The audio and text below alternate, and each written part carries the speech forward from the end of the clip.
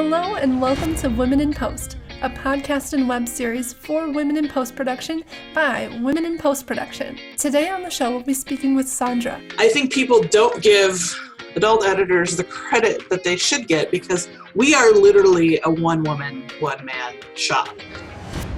Sandy, welcome to the show. Hi, thanks for having me. Do you mind if we go back to what we were just talking about? No, go ahead. So I was looking for you on IMDb, and I wasn't sure if I was finding you or not. And yes, is it Sandra Holland? Yes. Okay. That's my non-porn site.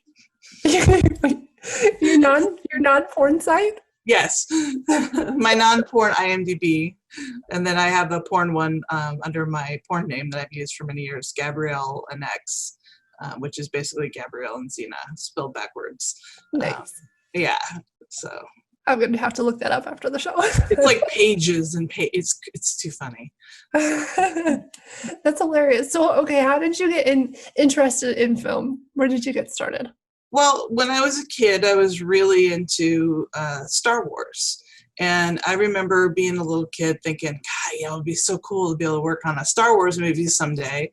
And so when I started thinking about going to college, I was actually living on my own and had been just going to junior college, taking classes here and there. And I finally decided to get serious about it after about 5 years in junior college.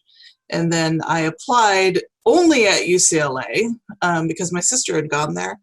And I heard that they had a really good film program, and my counselor at my junior college was like, oh, they barely take anybody at the UCLA film program. You're probably not going to get in, blah, blah, blah. And I got in, and I went for 2 years because you go in as a junior, and then you graduate with a bachelor's of arts degree. And so I made a little student film while I was there that had a little bit of success in Outfest LA and Outfest in New York, and also in Brazil. And then I couldn't find a job for probably a good 2 years. I was working undercover security arresting shoplifters at a number of different places. I have an interesting career path in my life. My husband did that too, and he was like, you can never apprehend them until they're actually out the door. Outside the store. That's funny. What's his name? Maybe I know him. Eric. We live in Chicago, though, well, in Illinois, so. Oh, okay. Yeah. Well, you never know. That's funny.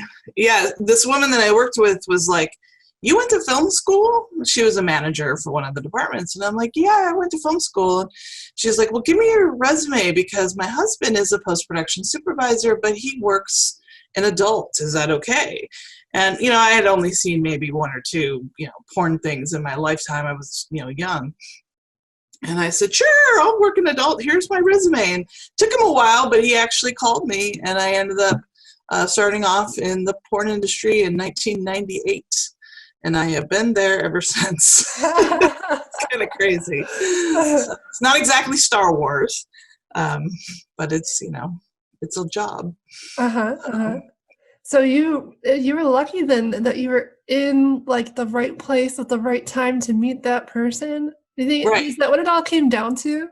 I guess it's luck.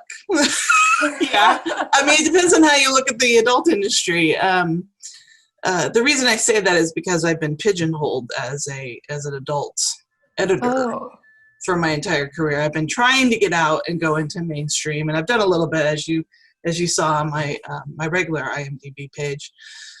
But for whatever reason, the adult industry has always kind of pulled me back in. I guess because it's consistent work like all the time, and really? All the time. I mean, in the 24 years that I've been editing, I was only laid off of one job, and during that time when I was laid off, I got my own editing system and just sort of went freelance. But I now work for full-time for another company. But I also do stuff at home, so I work constantly. I have directors calling me all the time from the adult industry. And I've been lucky in that I've been able to make a career out of it for that long, and have only had one period where I was, unemployed for any short amount of time, which is not a lot of editors. They'll do one big job and then they are unemployed forever, Yeah. So, There's a lot of changes it's like one gig after another. It's almost not like a consolidated career. It sounds like you've had an easier experience in that regard. Yeah, I mean, I've been lucky too in that even though I'm working in porn, a lot of the movies that I'm working on or that I've worked on were these like giant big budget movies. So they have like, special effects. Some of them have special effects. They actually have a story. They have a plot. They have directors that, care about what the story is that they're telling. And so I've worked on some really big stuff that actually have work that I could show that I'm proud of, from this industry. So yeah, I've been lucky in that way, I think. And I didn't have to work in all when I started off, I was doing some of the really bad stuff that you do, really bad porn. Like home movie style, or? Sort of. They call it gonzo style, and it's basically like a guy with a camera, filming the girl doing everything. And it was just pretty basic, kind of dirty stuff. But when I first started in the industry, they were still shooting on film and telecine. They were getting everything telecine and then moving it into online editing systems. I started off on a system called Media 100, which actually preceded. It started around this time that Avid did. It was Avid and Media 100. Nobody knew which one was going to take off as far as nonlinear editing systems. And Avid took off, obviously. And Media 100 sort of morphed into the editing systems that you see today, like Premiere and Final Cut Pro. So it was kind of interesting learning on that system. So do you still use that system today? No, I believe it's still around. Media 100 was a good little nonlinear system to learn on. When I went to film school, I was cutting on film. So I actually had, the guillotine slicer and pasting little things together with tape. And then when the first very basic Media 100s came out, you had I think it was 18 gigs of storage, and everyone was like, oh, that's so much storage, and now it's terabytes of storage on your little desktop computer. So it's pretty interesting watching the evolution of the industry. That's for sure. So. Wow. I'm totally unprepared for this conversation. That's okay. We'll figure it out. I was thinking, I'm just a bit of honesty here. I've never seen a porn movie, so I'm not really sure. I'm not surprised. Most people don't. I mean, most women, that's not really something that we grow up watching, men. Yeah, how do you find the story arc in there? What are some of the main challenges for you as an editor in that situation? Other than maybe just not wanting to see. Well, first of all, I'm gay, and so when I first started in the industry, I remember there was a day I walked, because I work mainly on heterosexual pornography, and I remember walking into my boss's office and going, well, there's one thing this job did, it reinforced my sexuality. I said, I know that I'm gay, because I had never seen a lot of porn, and once I started watching a lot of it, it was shocking, some of it, what I saw. But now I'm at the point where nothing shocks me anymore. But yeah, the challenges with it is that it gets really, really boring, because it's the same thing over and over, as you can imagine. But I do get scripts from directors, so I will have, actual scripted scenes or films, depending on which one it is. And I actually have to go in and, I approach it just like I would any other editing job. I'm like, okay, this is a director who, obviously is serious about what they're doing, and they have worked with actors, and, some of these porn people have acting talent, some of them don't. But the challenge is always that. It's always trying to make something good that isn't necessarily starting off from that position, because a lot of porn is really bad. A lot of porn, you work with directors that don't really know what they're doing, and you work with actors who don't necessarily really want to be acting. They'd rather be just getting having their sex and then getting their paycheck. So sometimes it's really a challenge just to make things look, decent enough, professional enough. But I approach it like I would anything else. And I think that's why I've been successful in what I've been doing. I feel like it's raising questions about like the actors, and you kind of want to stay in the post-production sphere, but like, right. Yeah. Okay, I'm not gonna go with the question that's on my mind. No, okay. But so do people like come in pairs and say, hey, we want to make this movie together? Or is it like, hey, I want to make a movie, and I'd also like to make that movie. Hey, meet Joe, meet Sally, and you guys are gonna be acting together. Like, is that how it works? They approach it the same way you would any other production. I just edited this big movie that came out this last year with Maitland Ward, who was a Disney actress that decided she was going to suddenly do porn at 42 years old. She's a lovely, lovely woman and really good at acting. And so basically she came into the industry, and this director, Caden Cross, who knows, a lot of people in the industry, she's very successful and very, very great to work with. She went, I want to work with you, and got Maitland Ward to come on to this movie. And they have this movie, they cast it, some of them rehearse it, and then they all, make this movie. The company that I work for is sort of like the producer of the films, and so they employ directors and art designers and photo touchers and editors and, everything. I mean, it's all kind of a one-stop shop. It's just like any other production company, except they're dealing with naked people having sex, So, yeah, I mean, it's a business like any other, but it's a weird business, that's for sure. So. Do you think it shares any? Do you think it shares a lot with like the boudoir business? Because that's kind of going up right now. They mostly keep their clothes on, I think, like their undergarments, but right. You mean like the people that watch women that dress up like in lingerie and that kind of stuff? Yeah. Mm-hmm. Oh, online. No, I mean we have elements of that in a lot of our movies, obviously, but no, it's very different. It's very hardcore, stuff that is shocking to a lot of people, I think. Mm-hmm. It's tough to look at sometimes. Yeah. So how do you deal with that personally? Like when you go home from work, do you have to, I don't know, drink a lot of booze? How do you like disconnect from everything that's a whole different kind of like daily grind. Right, it is a whole different no, I don't drink a lot, actually. I probably should drink more. It might help me. It's something that as I've grown older in this industry that has started to bother me more than it probably should. I remember starting out, the porn industry goes in cycles. And so when I first started out, everybody was doing these big movies and they were shooting on film, like I said, and they were doing more romantic, type movies. So the sex wasn't as hardcore. And then when, mini DV cameras came out, everybody was making porn. And so it was all about who can do the next big thing, like just crazy gangbangs and people doing things that they shouldn't be doing to their bodies. And then it came back around again, and then it became like parodies, and I was cutting a lot of the TV show parodies that were out there. I did the Flintstones, I did Who's the Boss, a Golden Girls parody, the Big Lebowski parody, like a ton of parody stuff, which I really loved doing because it was fun. And they approached it, it was like, they were making these funny, we did a Friends one, and they recreated the entire Friends set, and they had the characters of Friends were fucking each other.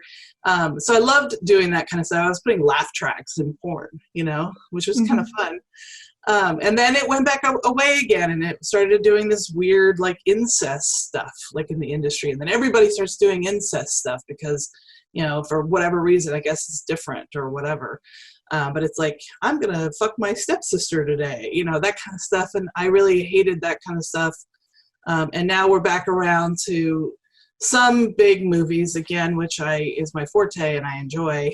But some of these bigger movies now have more super hardcore sex in it, which is where I'm walking that line of, it's stuff that I necessarily don't want to see or even agree with us filming, if that makes sense. Mm-hmm. So I struggle with that as I'm getting older. I'm like, I don't understand women who make porn, like women directors who make porn, that think they have to be so violent and so rough.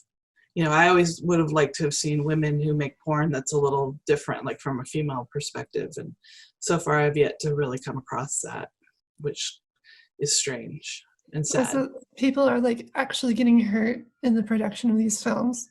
Well, everything is consensual. I can tell you from working in the industry, I've never once seen a girl doing something that she was not told, you know, or asked if she would be comfortable doing. But it's not necessarily that they're getting hurt, but there's a lot of like slapping each other and like spitting in each other's mouths and choking each other out and doing really violent things to each other while they're having sex. And I'm like, who does this? You know, I mean, I get that there's this whole BDSM crowd that might be into that. But I also think in some ways it gives this really weird message about, you know, what sex is to kids that maybe necessarily don't have any experience having sex, and they see that and think that that's what a woman, you know, oh, slap me around, you know. No, you know. So I think it's really important. I think the porn industry has a responsibility to make sure that people understand that what they're doing is fantasy. It's not, you know, real life. But I think a lot of kids these days, you know, with porn being so accessible, they see that and they sadly think that that's what sex is supposed to be. So I have issues with that. Do you think that there's any kind of like desensitization that goes on with these waves? Like, are people just too used to like the romantic stuff and the traditional stuff, and so they need more like in your face, like shock value? Like, is that where it comes from, or is it? For sure, I think that's part of it. I think there's this whole belief that, you know, I always find that when directors are in the porn industry, the directors will start yelling out, you know, more passion in the middle of a scene, and the talent, for whatever reason, the porn stars think that means to be rougher with each other, which I find sad, because that's not necessarily what passion, I mean, that's not what passion is, you know. I think it goes from people thinking that, you know, regular sex is just boring, that the more extreme it is, the more attention it will get. And yes, I think people get burnt out. Like right now, I've noticed that the incest stuff is slowly fading away. It was really big for like 2 or 3 years there. But that's sort of going away, thank God. And it's sort of coming back around to just, you know, normal sex, all that, which is good, I think. Mm-hmm. So I know it's weird. I feel so lucky to be able to talk to you. This is like my safe space of like, hey, what's porn? Like, tell me all about this. That's funny.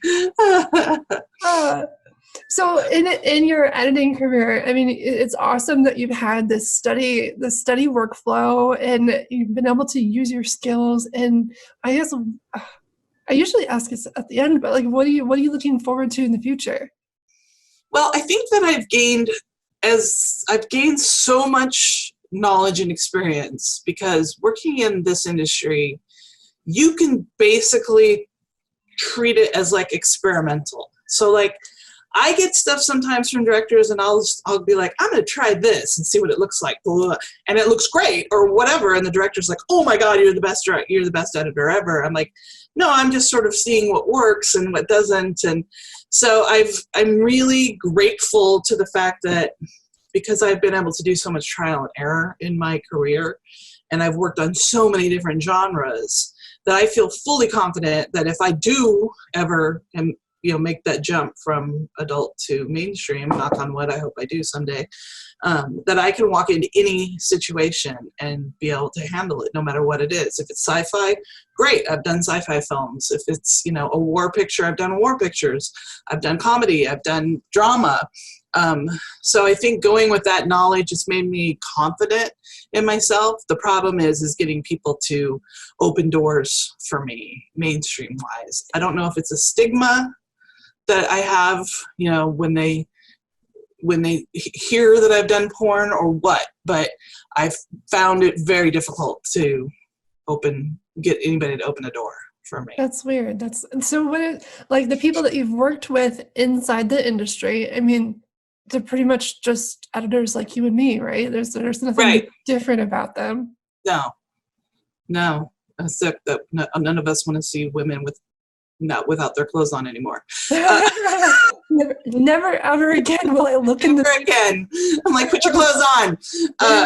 Yeah, I mean, I've worked with some super talented editors throughout my life, and you know, I've found that a lot of us have stayed in the industry together. Like, this is one guy I know that when I started off working on Media 100, he started off at the same company, and you know, 24 years later, we worked together again. So he's stayed in the industry as well.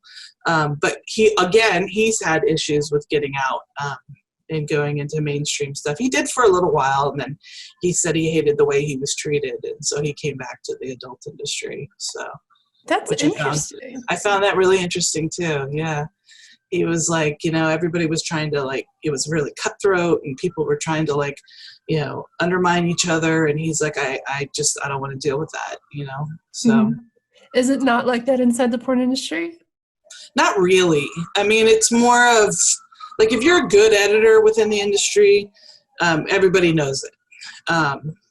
And so there's a little bit of respect there. I mean, with porn, you don't get paid as much. You really don't. I mean, it's not that much money. And in some ways, there's like this whole push for, well, we don't need staff editors. We can get freelance editors to do it. But then you get freelance editors that are just guys that are just starting out, guys or girls, and they don't really know what they're doing. And so they screw things up. And then they come to somebody like me who's a staff editor, and I'm like, let me fix this. I know how to fix it. I know what they did wrong. Mm-hmm. You know, that kind of thing. So, but I found that, sorry, go ahead. Go ahead. I just found that fascinating too, that he was, you know, he just had such a bad experience in mainstream, which, mm-hmm. I mean, I worked a little bit of mainstream, like the UFC stuff that you saw, and we were working super long hours. But I never felt, I don't know. I didn't have that same experience that he did. Let's put it that way. Okay. So do you have more like 9 to 5 type schedule then? Yeah, for sure. Which is one of the perks. I mean, yeah, I work full time. I get health insurance through the company, which is great. And it's basically, I work from 9 to 6, and then I go home. You know, it's hardly ever a lot of overtime. Sometimes there is, but it's rare. And that's one of the good sides about working in this industry, because it's such a factory that it's almost like that's how everybody is in the industry. You know, it's just like, yeah, 9 to 6, you know, it's porn, whatever, it's going to be there tomorrow. Whereas with mainstream, it's like, you got to stay until you fall over at your desk. You know, so there's some things I like about it that I don't necessarily like about mainstream. So Okay. I started off when I was really young. I was working in a video store. I was probably 17 or 18, and this was back when they still had video stores. I was working for Super Video Plus, and they had, like, people would come in and rent porn movies, and they had this whole room that was, like, you know, blocked off so nobody could go behind there. And they would have me go, and I'd take these stacks of porn movies that these people would rent, and I'd have to go in there and put them away. And I couldn't stand looking at any of the boxes because they were so gross. And I just find it funny that now, you know, all these years later, probably most of those movies are edited by me, you know, which is so funny. I want to write a book about it, about my experience, because it's been an interesting ride. So what is maybe like the chapter that you would open with? Well, I want to call it, can I swear? I can swear. Yeah. Right? Oh yeah. We've already got that covered. I want to call my book, my memoir, or whatever the hell, It's Okay to Say Pussy. And then it would be subtitled A Good Girl's Adventures in the Porn Industry. Because when I first started, I was very proper, and I would go to my boss and be like, is it okay if this lady is putting a cucumber in her vagina? And he'd be like, Sandy, it's okay to say pussy. And I'd kind of laugh because I couldn't say it. It was like so weird to me. I'm like, pussy and cock. And, it's just weird. And now it's like, whatever, it just rolls off my tongue. But when I first started, it was definitely some adjustment to get used to. I think everybody was like, look at this, sweet and innocent girl cutting porn. Funny. Most of my friends were shocked because I was like the drum major in the marching band. I was an honor student, and now and now I'm like, cutting smut for a living. It's kind of crazy. So. And now, like a marching band member, I don't know if this is still a thing, but when I was in high school, every movie seemed to be like the marching band people are all sleeping with each other. Right. Not in my experience. Not mine either. Maybe like the saxophone section. I don't know. Maybe the trumpet section. Well, we were all too geeky to sleep with each other back then. I mean, and a lot of the guys I knew were gay, and I was gay, and we just didn't talk about it back then because I went to school in the 80s. So that's funny. I know when they show that, I'm just like, that's not quite accurate. I mean, I don't know. Yeah. Why we get that reputation, I guess. Oh boy. Okay, so it sounds like, I don't want to generalize, but mostly men watch porn, right? For the most part, yeah. So percentage-wise, I guess what percent of people working in production of porn are men versus women? Oh, that's a good question. In my company, I would say it's probably 60% women and 50% men. Really? Surprisingly, yeah. On the sets themselves, I've actually never been on a set the entire time I've worked. But on the sets themselves, I think it's more men unless it's a female director. If it's a female director, she will tend to hire more, female. But there's not very many female cameramen. In fact, there's none that I can think of. That's odd. No female cameramen? No female cameraman that I know of. Wow. I hadn't even thought about that. I know. And there's not a lot of female editors that do it. I know of 2 other ones besides me. And that hasn't changed, sadly, throughout the years. It's rare to be a female editor in this industry. And I think it's not that because women can't do it. It's just that women don't usually apply. When my company puts out an ad, the majority of the resumes that we get back, are men applying for the job. Mm-hmm. And I think it's just women are like, oh, it's porn. I'm not going to apply there. Which is a shame because it really is, it can be a 9-to-5 job, 9-to-6 job for somebody that maybe has kids or, whatever. But it is rough to look at. I don't blame them for not wanting to. Mm-hmm. So, but everybody in my office, we've got probably 4 out of the 5 photo retouchers are female. I'm the only female editor, but my post-production supervisor is a female. And then a lot of the people that book the girls and stuff that for production, they're female.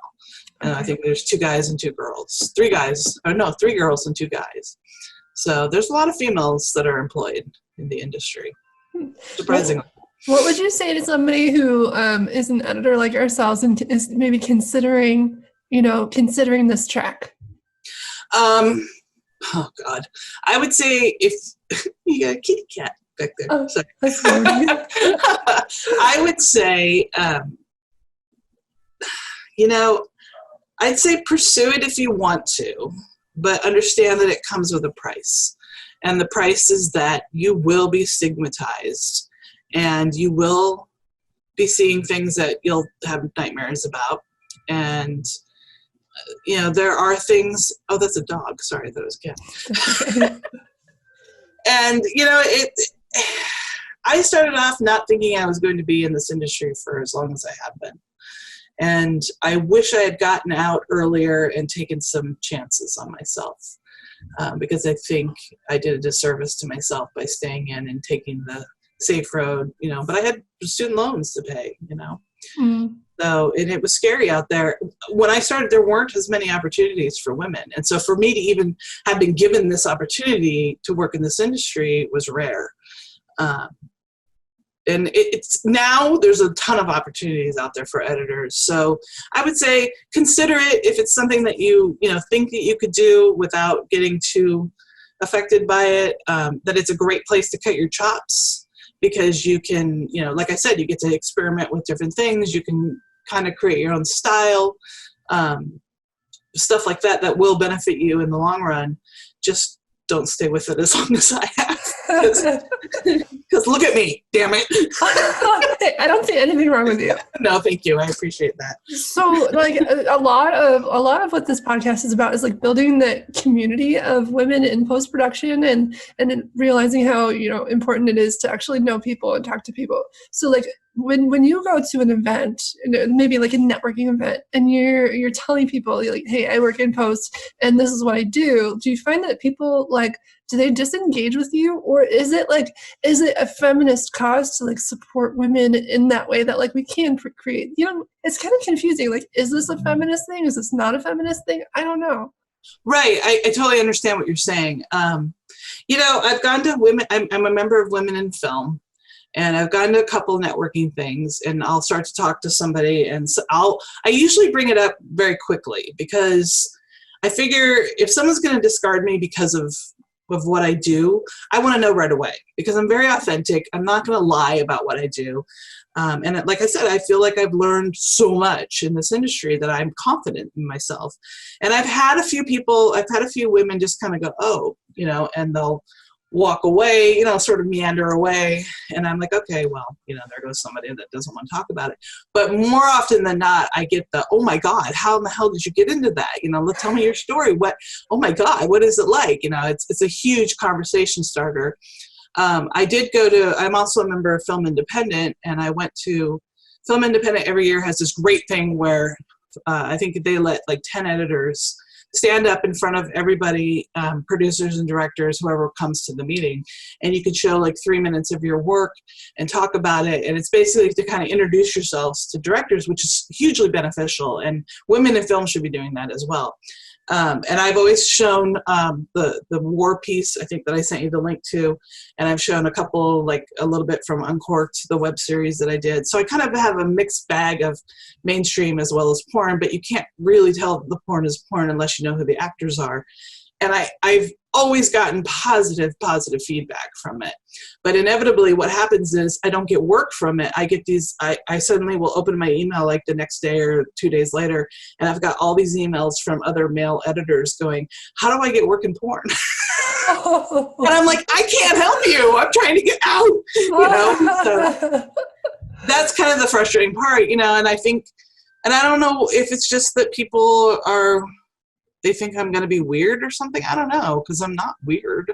I'm just more open, I guess, about what the things that I've seen, and it's made me a different person. That's for sure. How do you think? How do you feel like you've changed? Other than being more open about, I guess, what you. I think it's made me.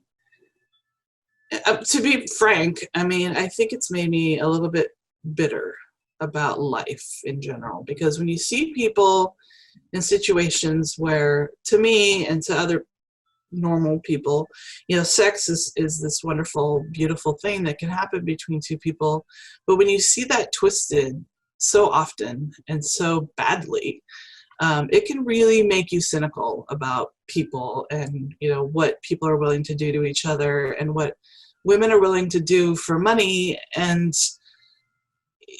like I said, I've changed in the last 24 years. I think when I started out, I was like, oh, it's just a job. It's, if they need editors like any other profession, and, I should do it, I'm going to learn, and it's just editing. And now I've sort of become, as I've gotten older, I just turned 50 last year.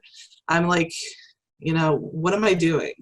Like, how much am I contributing to this? And so that's why I think I try to approach my work in a way that I try to find that connection and try to focus on that as much as I can.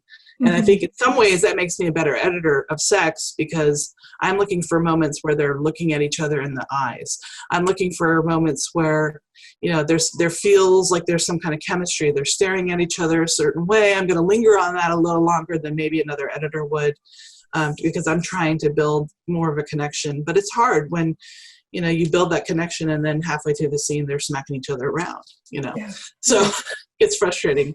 But that's, I mean, as far as how I've changed, I don't know. I think my friends think I'm hilarious when I talk about my work sometimes. And other times I think they're like, shut up, we don't want to hear it.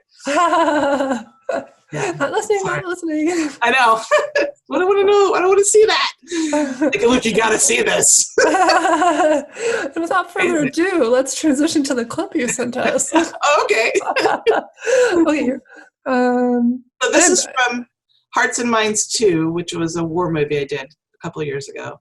And I'm really, really proud of it because I did everything. I was the picture editor, the sound editor, the music editor, all of it. In the adult industry, you do all of it. And so all of this scene you're going to see was essentially shot without sound, except for when the actors talk. And everything else was me. So. Wow. Okay. And just to clarify for everybody, there is no explicit visuals in this clip. So. Correct. This is on YouTube. So. Okay. Here we go. Okay. Okay. It's killing time. Let's go!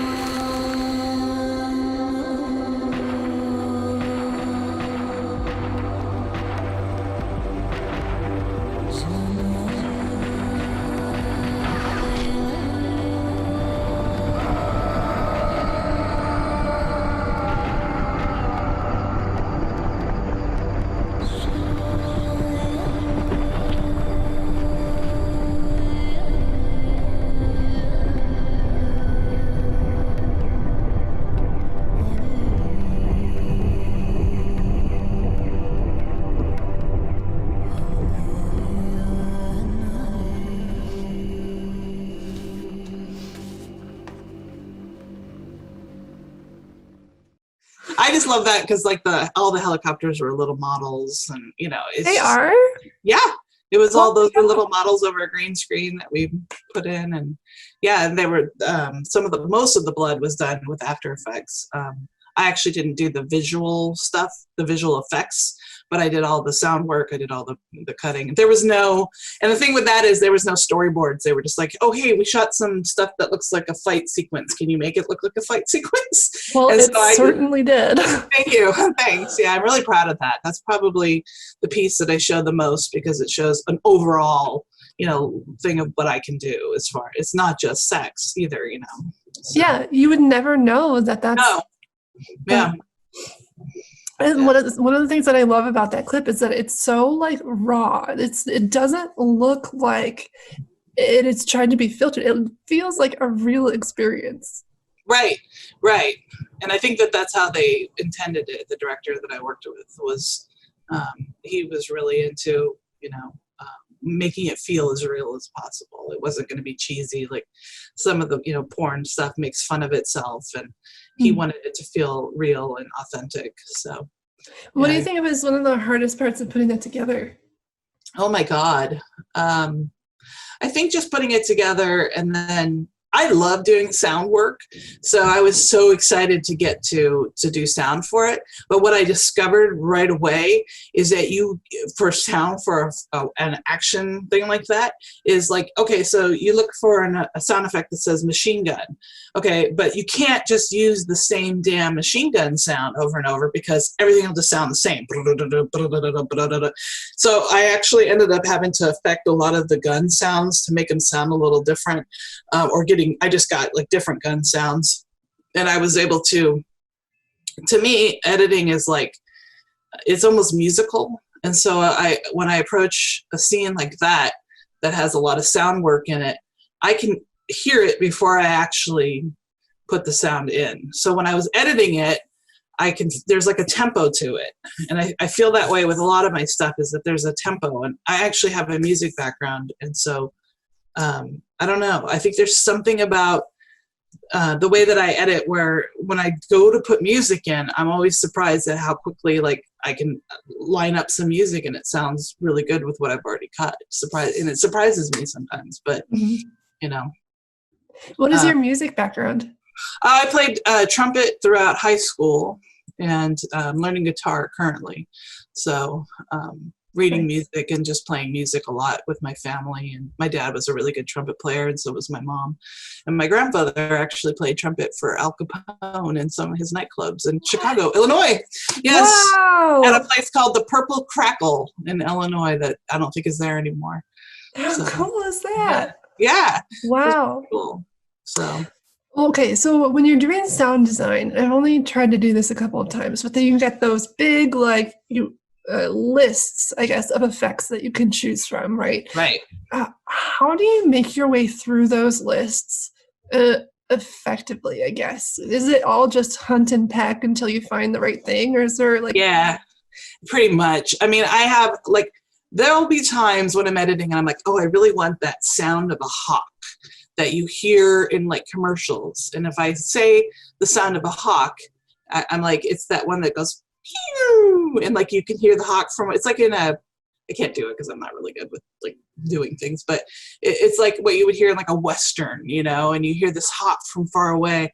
And so I'm like, I got to look up that hawk. So I would Google, what's the common hawk sounds, until I found it. And it's like the red-tailed hawk, I'm like, that's it. That's the one I want. So there's times when I know exactly what I want, and there's times when I don't. And so some of it's trial and error. I did a sci-fi movie that's also on my website, a clip from it, where like I had to basically make my own sounds. So I took like an actual gun and mixed it with some weird sci-fi sounds to kind of give it like a sci-fi, feel, stuff like that. I mean, it's basically just hunting and pecking and having some idea of what the palette that you want to paint with. Is there anything else that you want to talk about before we like kind of close things up here? Or? No, I mean, it was interesting seeing the reactions when you posted on Facebook looking for people that wanted to do the podcast. And I was like, well, I've been editing for 24 years in the adult industry, but I'm not sure if you would be interested in that. And like all the people that were like, well, I want to hear your story. I was like, okay, but I think it's because it's an unusual thing, and you don't hear a lot about what editors who, are in the industry deal with, Yeah. So I think people are genuinely curious about what I do, and there's not a lot of knowledge out there about it. So There's not at all. But it's amazing because I think people don't give adult editors the credit that they should get, because we are literally a one-woman, one-man shop. Like you can come to us, I can do your color, I can do your sound, I can do your music, I can do your mixing, I can cut your picture, I can cut music video type, I can, we do it all, and yet we don't have assistants. We do, we ingest all of our footage, we transcode it all, we set it up. So I think that adult editors get a bad rap in that. I mean, it used to be that they would pay adult editors more because they couldn't find people to do it. There was such a stigma about it. And now it's sort of been like, we can find anybody to edit adult. And so these companies will hire these freelancers who don't necessarily know what they're doing. But what happened was when everybody started getting their own Final Cut Pro systems, it really drove sort of what I do down. It sort of made, anybody that wanted to be a hobby editor could be a hobby editor and call themselves an editor. And they were doing it for like half the price that, me, who had gone to film school and, had a degree and all this stuff, was charging. And so it kind of, I think there's not a lot of, even within the industry anymore, I think there's not a lot of not mindfulness, but I'm trying to think of the word, like awareness of what a good editor can do until they give it to you. So like, I've had directors who will give me crap and then I turn it around and it looks amazing. And I think that that's where your value comes in if you're someone like me who is competing against all these other hobby editors. Is like, I can say, yeah, I can cut your sex really, really fast, but I can also do this. Look what else I can do, So there's a value to that. And I hope that that's why people continuously hire me. I mean, it is why, Yeah. They know that I'm good. And I just got inducted into the AVN Hall of Fame last year. Yeah, I'm one of I think there's only 2 editors in the AVN Hall of Fame, and I'm one of them. So it was really an honor. I mean, it's been a long time. I've been nominated 20 years. For the last 20 years, I've gotten nominated from AVN for Best Editing. And I actually won in 2016, and I won this year for the Maitland Ward movie Drive that Showtime just picked up. So I've been cutting it for Showtime lately. Nice. Yeah, it's kind of cool. So for people who might have not heard of AVN before, what do they represent? What do they stand for? They're called Adult Video News, and it's basically a trade magazine for the adult industry. And they're who does the porn awards in Vegas every year. If you ever saw Boogie Nights, it's the same thing, basically. And so they give out these awards and they review all the movies that we do. And there's a couple different awards within the industry. There's XBiz, AVN, couple of different ones too. So every year in January is like when all the big awards come out. So it's kind of cool. It's cool that I won this year. Yeah. Is your picture hanging in a big hallway somewhere? What does the award look like? Like, what does your display look like? Hold on a second. I'll show you. Okay. So this is the award that I won for this year. I don't know if you can see it. Ooh. But it's for best editing. It's kind of cool. It's nice. It's like 2 people embracing. So no, I don't have my picture anywhere, but I've got, a couple of those statuettes in my house. So that looks heavy. Yeah, my dream is to someday have one of these, an Emmy, and then an Oscar. It all starts right here, people. Right. I mean, I'm running out of time though, so let's make this happen. Oh my gosh, I almost wore my Make It Happen shirt. I thought, I love that phrase. Interesting. That's some kismet right there. That's awesome. Thank you so much for coming on the show and for, being open about, not being open, accommodating my ignorance. We'll put it that way. That could have 2 meanings. Well, it's been really fun to learn about this and discover what goes on behind the scenes, and if maybe this is an option for people that they want to check out, and right. And if they never talk to anybody, maybe they're afraid to ask questions and they don't know anybody who does it. I mean, hearing from you is such a resource. It's such an opportunity for people. So thank you so much for coming on the show. I really appreciate it. Thank you very much for having me, Kristen. This has been really fun. It's my first podcast that I got to do. It's kind of cool. Nice. Yeah. Okay, well, we're going to sign off now. Bye, everybody. Bye. Thanks for listening. Thanks for watching. I'd love to hear from you. If you enjoyed this week's episode, give us a like, leave us a question or comment, and share with your friends. Your viewership and support helps promote women working in film. Follow us on Instagram, subscribe to us on YouTube, and join our Patreon community. Interested in being a guest or sponsor on the show? Send me a message. I'd love to hear from you. See you next week on Women in Post.